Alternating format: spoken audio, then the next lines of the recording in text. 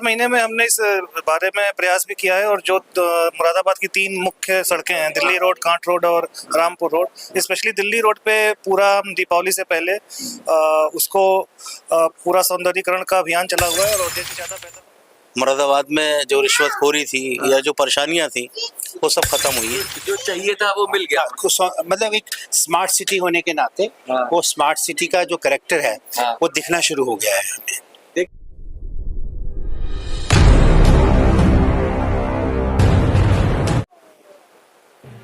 Expo के अंदर इस समय पूरी तरीके से ऑटम फेयर चल रहा है और लगातार हम देख रहे हैं कि पूरी टीम खड़ी हुई है।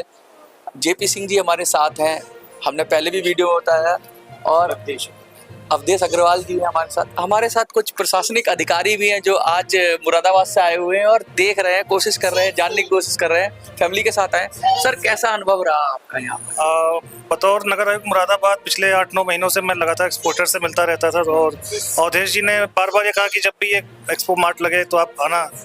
तो जाहिर सी बात है कि जो हमने सुना या कई बार देखा था कि कई लोग जो बाहर से भी कई आइटम इम्पोर्ट करते हैं, तो आज अभी यही बात हो रही थी कि जो चीज़ें यहाँ बन रही हैं यहाँ से लेने की बजाय इम्पोर्ट करने पे जो जोर देते हैं वो कल्चर खत्म करना चाहिए, क्योंकि हमारे पास जो आइटम बाहर जा रहा है वो यहाँ पे भी कंज्यूम होना चाहिए। अच्छा, मुरादाबाद का तो इतना नाम है, अगर इस हॉल में जाएंगे तो ऐसा मतलब मुझे लगता है कि 90% डोमिनेटेड बाय, और आप खुद वहाँ एक प्रशासनिक अधिकारी हैं, मुरादाबाद देखते हैं पूरा आप, क्या क्या होना चाहिए, जैसे आपकी नज़र में क्या होना चाहिए और जिससे और बेहतर हो?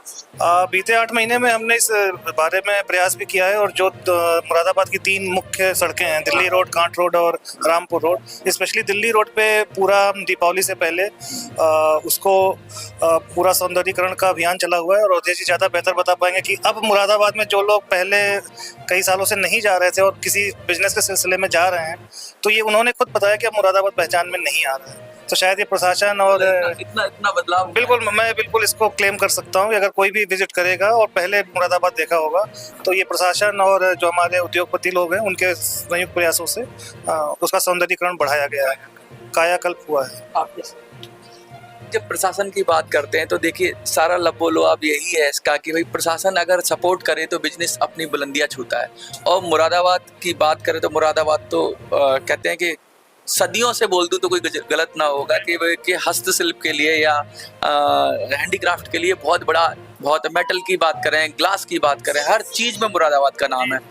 आपको क्या अनुभव रहता है? आप तो लगातार विजिट करते रहते होंगे, तो क्या क्या परेशानियां रहती हैं लोगों की, जो खासकर एक्सपोर्टर्स हैं उनकी क्या क्या समस्या रहती है? एज ए म्यूनसिपल कमिश्नर जो मेन एक इशू था वो हाउस टैक्सेस का इशू था और उसमें लगातार डिमांड चल रही थी, लगातार विरोध भी चल रहा था।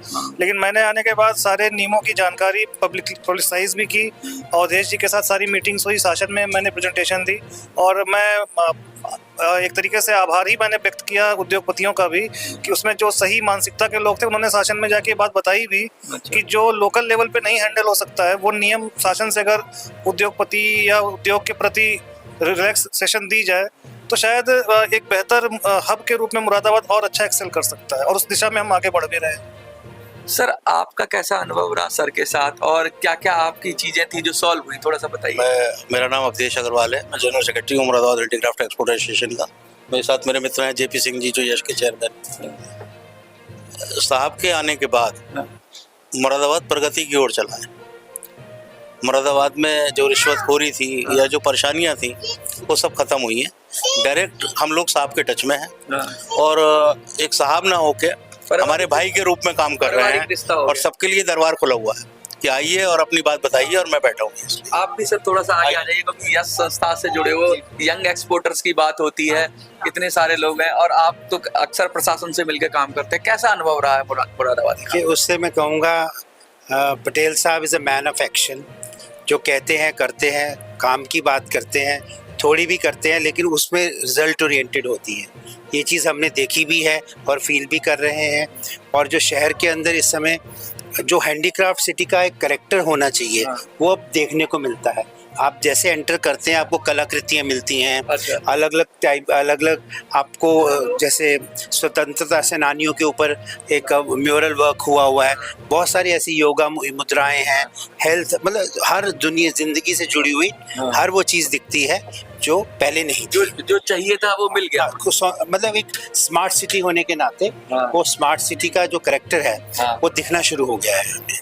देखिए ये अनुभव है और कहते हैं टीम वर्क बहुत ज़रूरी है, और खासकर जब प्रशासन के साथ मिलके जो समाज सेवी संगठन है वो काम करें, चाहे वो यस हो चाहे और संस्थान हो, क्योंकि ये समाज की ज़रूरत समझते हैं, ये समस्याएं इनको ज़्यादा गहरी पता है, और जब ये प्रशासन को अच्छी तरह से कम्युनिकेट करते हैं तो और बेहतर होता है। और बेहतर क्या कहते हैं, नई रोशनी मिलती है। और अगर इससे सब मजबूत हो रहे हैं, देश मजबूत हो रहा है, हमारा मुरादाबाद मजबूत हो रहा है। मुरादाबाद अच्छा रहेगा तो वहाँ के लोगों को रोजगार अच्छा रहेगा, बिजनेस बढ़ेगा, सबका फायदा, विन विन सिचुएशन है।